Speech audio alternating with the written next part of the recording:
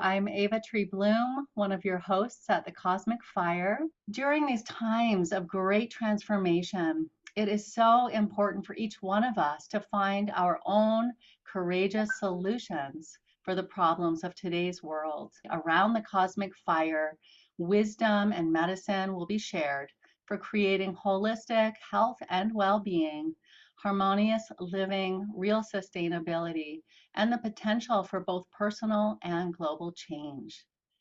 The gathering at the Cosmic Fire Summit is brought to you by Shaman's Directory, and we are an online global platform for shamanic earth-based services. At Shaman's Directory, we believe that it is time to bring shamanic earth-based wisdom and medicine to the forefront of people's minds. I'm Ava Tree Bloom. I'm one of your hosts at the Cosmic Fire, and I am delighted to welcome Diana Beaulieu. The topic that you offered is lighting the shamanic fire of the womb. And I'm so excited to dive into your rich wealth of wisdom. And before we begin, I would love for the audience to get to know a little bit more about you. So I'm going to just share a little bit about Diana and her beautiful, profound work in the world. Diana studied human sciences at Oxford University and has 20 years of professional experience in anthropology, research, storytelling, shamanic healing, and energy medicine. She's the co-author of 2 Amazon bestsellers for women, and she is a shamanic womb healing teacher and mentor, the founder of Sacred Woman Awakening, and she has trained women in over 20 countries on 4 continents to become sacred womb healing practitioners.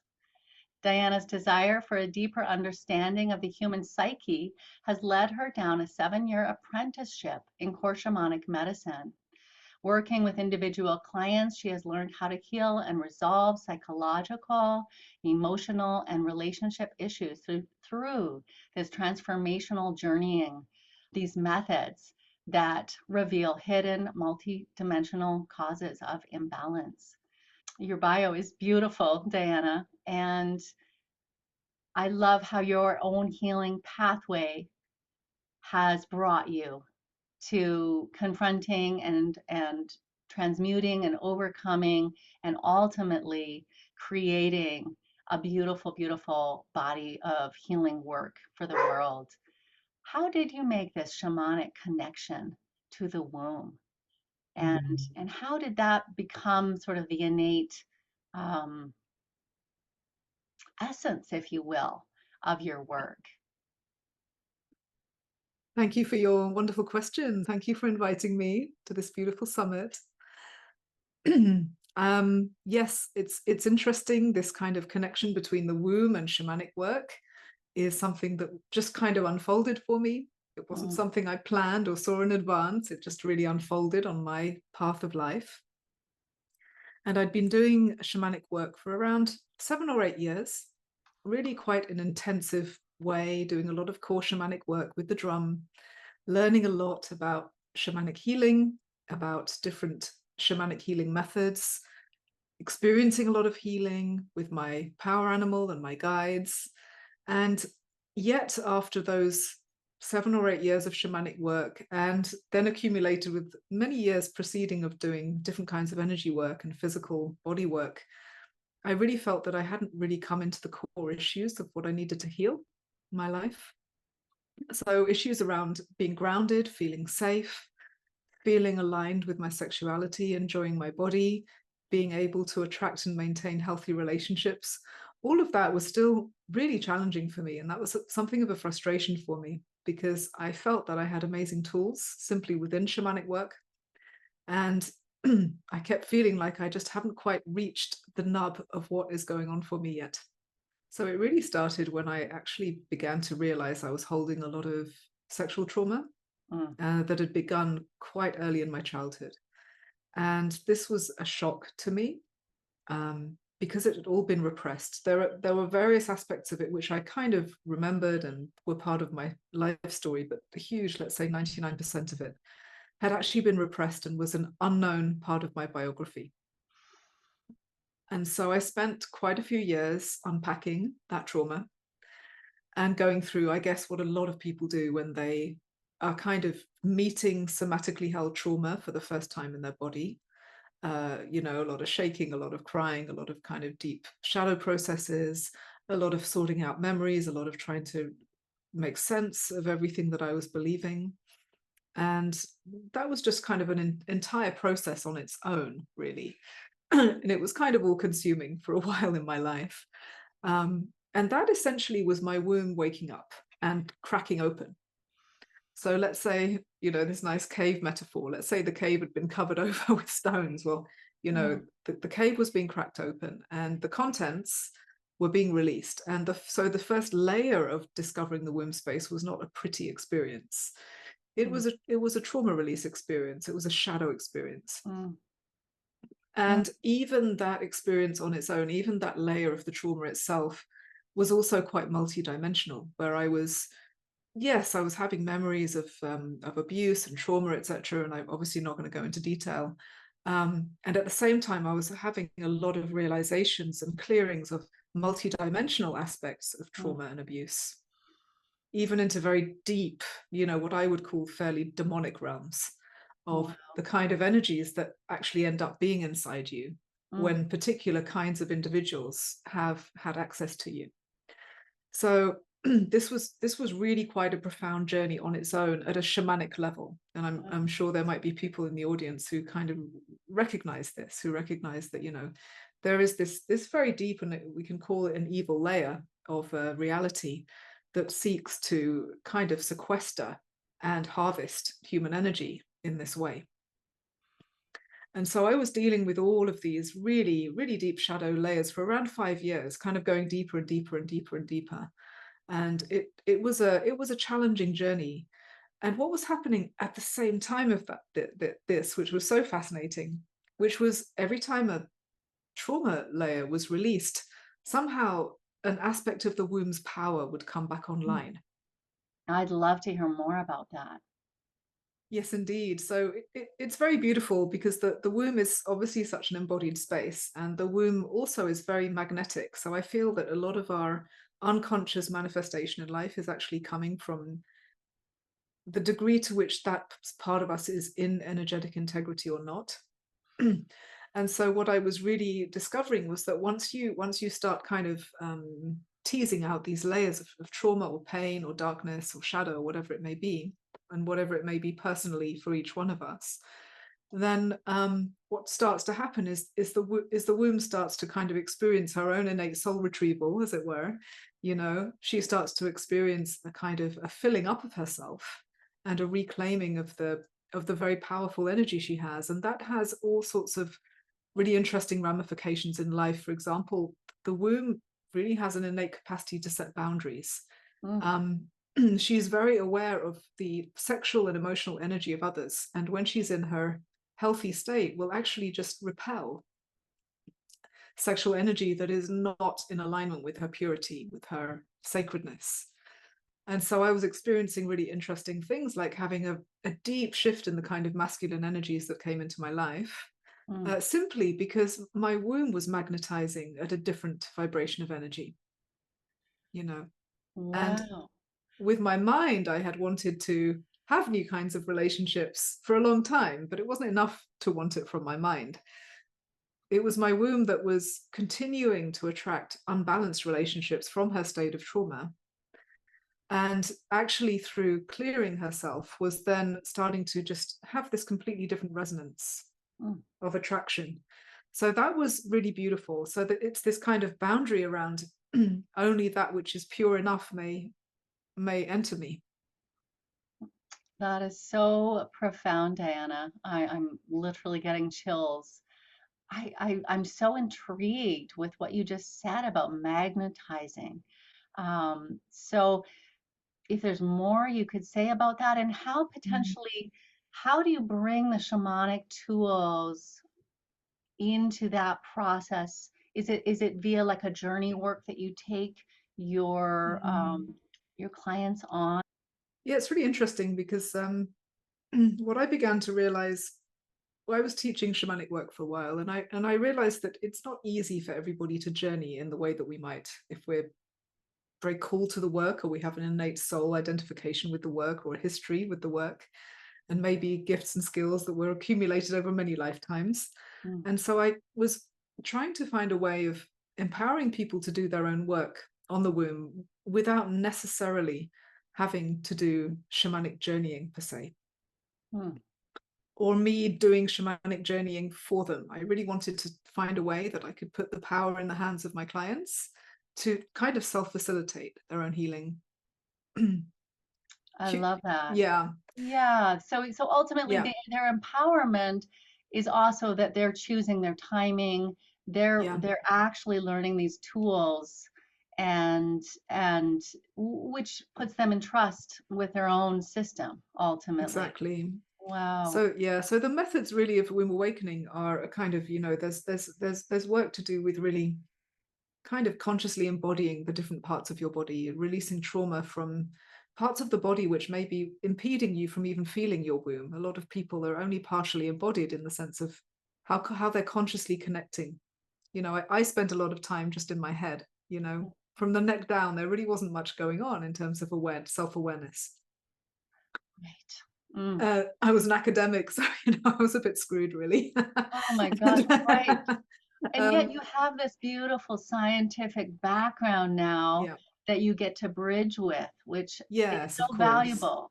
So nothing's Yes, lost. nothing's lost. No. But a lot of the work in womb awakening, I realized for me needed to be, and then I see it's also necessary for women to actually actively embody more and more of their kind of literally body organs, because the womb is really the lowest organ in the body and the head's up here.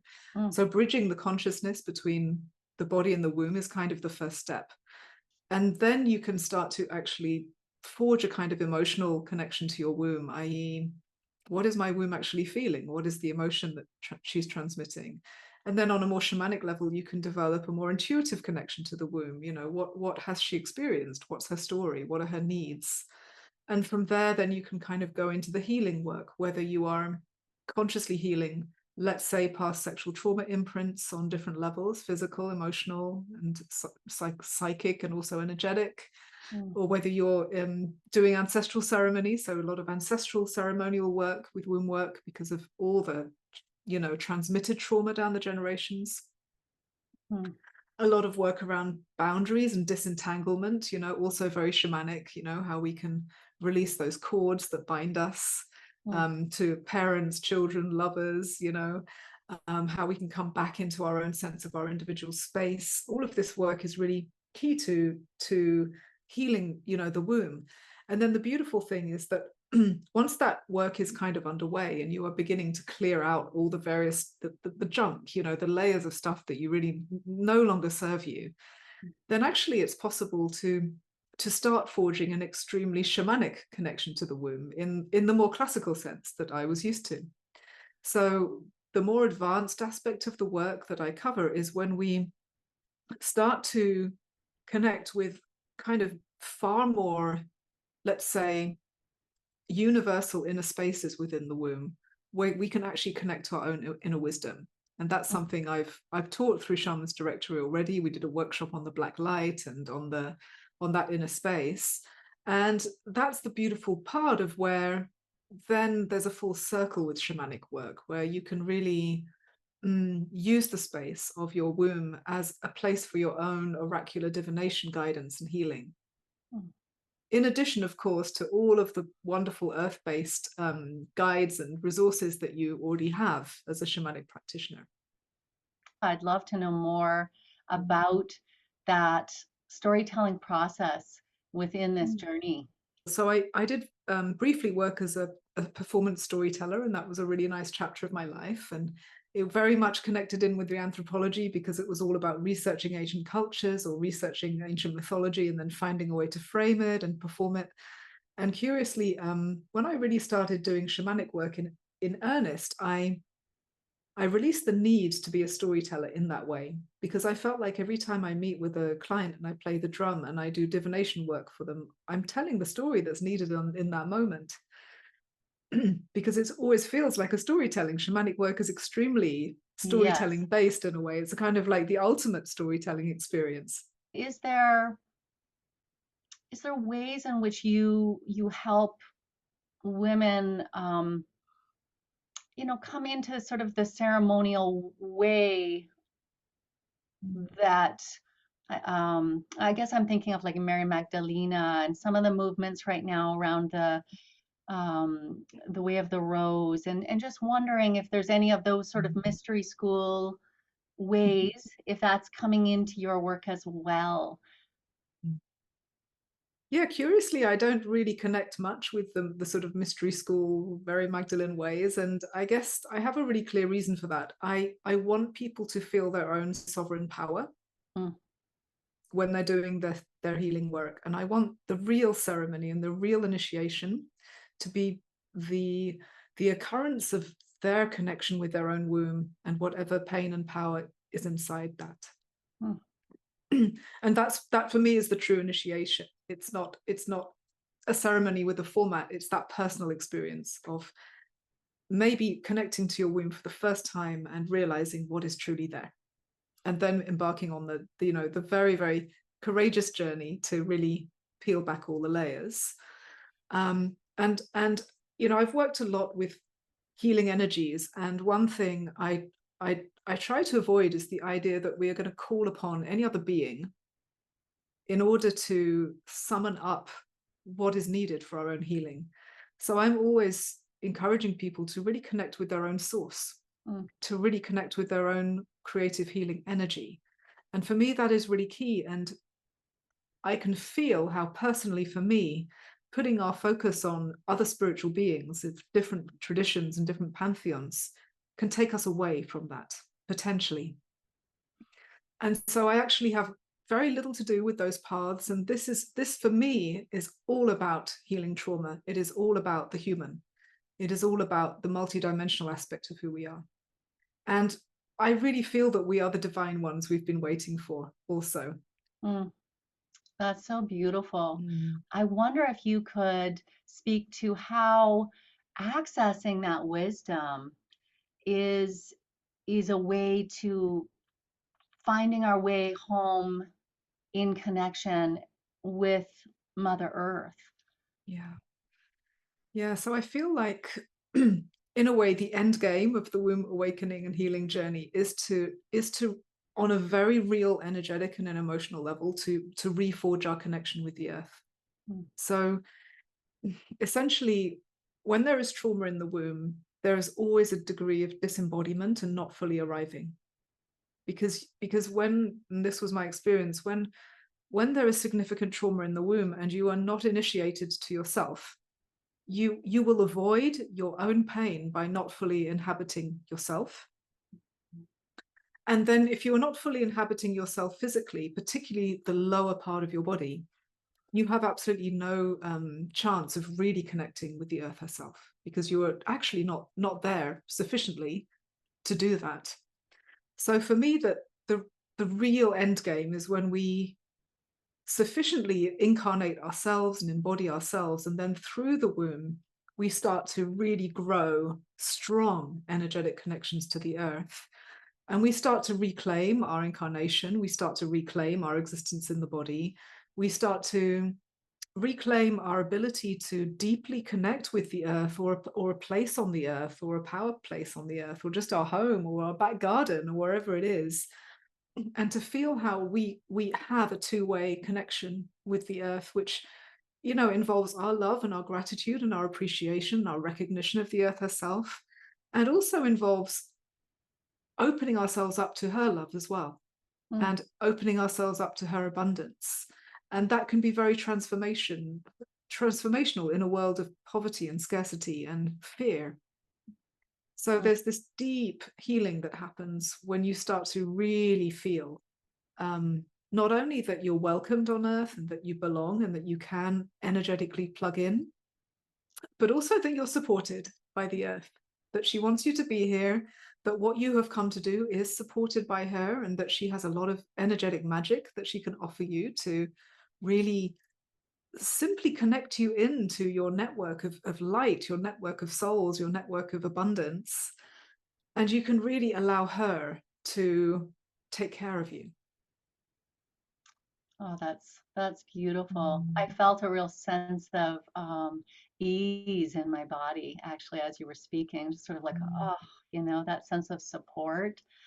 Um, and what I hear too is with this healing, with this sense of belonging, that there's this opportunity for deeper relational work. So as somebody goes through this process of of awakening and healing the womb, they're going to I'm asking, it seems that that relationally the field just opens in all Mm. directions. In other words, their Exactly. intimacy then can come forward.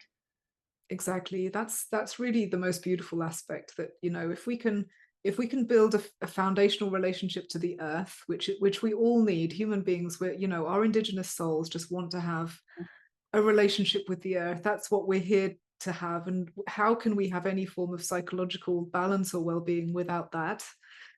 So if we can establish that, and then, as I described, through this kind of shifting magnetism and resonance, start to also then be able to weave a new web of relationships, whether it's the most intimate, couple kind of relationship, or it's friendships, or it's clients, or whatever it is, it becomes more harmonious. Something that you spoke about earlier with the ability of the womb to be an oracle, Mm. and I'm just wondering, again, I'm coming back to that word magnetism.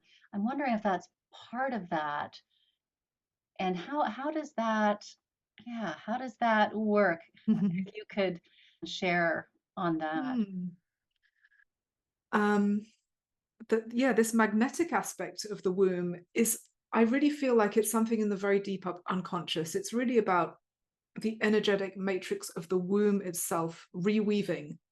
And that is something very distinct, I think, from the oracular aspect of the womb, because we're talking about, almost on a visceral and somatic level, the womb moving into a different emotional resonance. So if she is in fear, she attracts fearful situations or the perpetuation of them. If she is in openness and trust, she attracts trusting and open situations. If she is really in the vibration of the divine masculine and the divine feminine, she can attract a mate, who is in his divine masculine or in her divine feminine. So it's very deep, and it's kind of non-verbal. Whereas when we're thinking about oracular sides of what the work, of course, that there's a sort of like informational or verbal or wisdom aspect to that. And the best practice I can offer is what I offered actually with Shaman's Directory, the Black Light workshop I did. So perhaps you can reference to that. um, and that's really when you go into the black light of the womb with the purposes of meeting your own inner wisdom. And then, if you are so inclined shamanically, because obviously everyone who does shamanic work has a different way their intuition works. Some people are very auditory or very channely in the way that they get information. Others aren't, and it's all fine. It's all perfect for each person. But if you are of that disposition, then you will have an opportunity to really feel um, the possibility of opening up to your own wisdom in a very clear and concrete way, just like you're going on a shamanic journey with the drum with one of your guides or a power animal, etc. And that's very special because you're creating a focused space to feel your truth. So, Powerful. so Mm. instead of just sort of intuitively feeling that something's good or not, which is also extremely useful to most of us, I'm sure, you're really going in and you're able to really ask questions. You're balancing a lot as an Mhm. author, as a modern medicine woman. If you could tell our audience today, yes, about upcoming courses and what that might look like. Yeah, so I don't do a lot of one-on-one work these days. I really focus on training practitioners because I really feel like that's the best possible way I can help this work to expand in the world. And so most of the courses I run are around training women to be womb practitioners. And I have 3 levels of training. And the first level is about this kind of self-initiation and awakening. The second level is more deep into the healing, different aspects of what we need to heal within the womb. And it's also quite shamanic in parts. And then the third level is the black light, which is what I've shared with you, deeply going into the black light and the oracular and the wisdom aspect of the womb.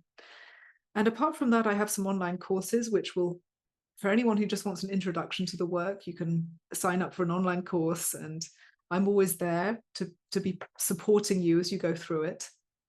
As for my books, goodness, I've I've co-authored some books which became Amazon bestsellers, and one of them is called, I think, Visionary, and another one is called Women Who See in the Dark. And there's another one I've just agreed to be part of, which is going to be coming out later this year, which is called Returning to the Mother World. And it's in that book that I'll be really kind of sharing this journey back into the depths of the womb, actually. And yes, I'll tell you all about it when it comes out. Amazing. And you have a Mm, new project. It looked like I saw something about Soul Rise. Is that a right. new project that you're working on as well? So Soul Rise is a project that I initiated with my partner, Simon Björkvin-Veridon. And we set it up as a membership that we were teaching on together. And actually, he's taken over that project and it's become a project for men. So I've decided to just stay with the ladies, and he is going to do a sort of really interesting kind of parallel pathway, which is all about initiating men back into their own divine masculinity. So needed. I actually Yeah. was going to inquire whether or not, men ever attended your courses because of course there's, they have mothers, they have there's it's so we're so connected. So that's beautiful for our listeners as well to know that there's this support and mentorship available for men. That's fabulous. Wow. And that's to be found through Soul Rise. That's the website, That's correct? right. It's soulrise.earth. Okay, beautiful. I guess I'd love to know what is the most exciting aspect of your Mm. work? Well, thank you for asking. I'm going to answer that question on 2 different levels. So, in terms of the inner work and what I enjoy teaching, it's definitely the fact that I'm now reincorporating shamanic work more into the womb healing. So, I had a kind of chapter where I was kind of hiding the shamanic aspects of me and sort of presenting this body of work, but not really presenting the secret source behind the work. And now what I'm doing is really kind of reincorporating shamanic journeying methods into the womb work with the black light. And that's very exciting for me. And there's another level around my work, which I'm very excited about, which is actually around international expansion. So I have a scholarship system now, and I've been able to welcome in my first new scholarship students from India, where there is just such a huge need for womb work. It's just immense. And I'm expanding that scholarship system to just anyone in any country where really it's just the cost of living and salaries just don't match up. There's no possibility that these women could train given my European prices, as it were. So I am just really excited about that because this was my dream always from the beginning, that this work would be available to women globally, regardless of location, regardless of salary, regardless of wealth. This would be something that would grow and grow. And so I'm very thrilled to be bringing it to India. Very grateful to my 2 students who are doing that and looking forward to more of that. And I've just been invited to teach in China as well, which is kind of amazing. So yeah. So, Wow. so yeah, so that is really exciting because I really believe that this awakening is global. And if there's anything I can do to help it spread to countries which are usually less resourced in this aspect, I am really happy about that. Yeah, I can only imagine that the work will evolve and grow because there's there, as that cultural component comes forward and as those voices come forefront, um, it actually brings me back to why we're here today, coming together around this fire. Is this idea of bringing everyone's medicine forefront, and this is powerful and exciting. So thank you for this incredible um, healing, I want to say sacred reciprocity that you're sending out in the world with what you're doing. And I love that you said that the shamanic piece is part of your excitement right now. Mhm. um, I think that's also looping back to our vision here at Shaman's Directory, and that is to, yeah, come out of hiding, to be seen, and to to realize that these tools, these ancient ways that are so cross-cultural, are so necessary in today's world. I wonder if you might speak a little bit just yeah, about how do we keep this forefront in our minds, so as Mhm. people, as our audience um, is navigating their own healing process, how do we come to a place where shamanic earth-based healing arts aren't so taboo anymore, I guess, Mm. is my question. It's like we don't have to Mm. hide, but rather we can come forward and we can feel safe and we can feel Mm. embodied. That's a really good question, and I think everybody who comes forward, if they haven't already come from a sort of a very indigenous society where they're already valued and recognized for what they do. There are a lot of us who, on a soul level, are real. We have sort of shamanic work in our soul story, and we're just bringing it through again. And then we've maybe been born into a world where there's no recognition of that, there's no value of that, and we've had to sort of take a bit of a strange journey away from where we've come from. And yes, the result is often that we end up a little bit in hiding, or feeling that there isn't, when does this point of the hero's journey happen? Joseph Campbell, gone into the cave and da da da da, but actually you've got to go back to the village and bring back the gifts. And I really feel like it's a mixture of decision making. I am going to do this, but also we can be kind to ourselves and really heal the parts of ourselves that are scared of coming back into the world.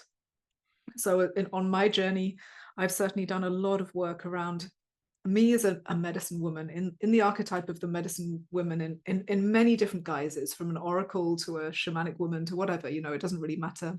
Been many different guises and costumes for that archetype.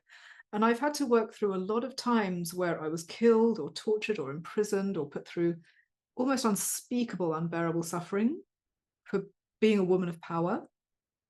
And of course, men have also had the same suffering for being a man of power, because there was a point where there was so much compression on those who were the true seers, so much compression, so much cruelty as well. And I think when we do our own work to heal those old imprints, we naturally begin to feel safer in bringing forth our voices. And then we are naturally able to support others in bringing forth their voices also. Wow.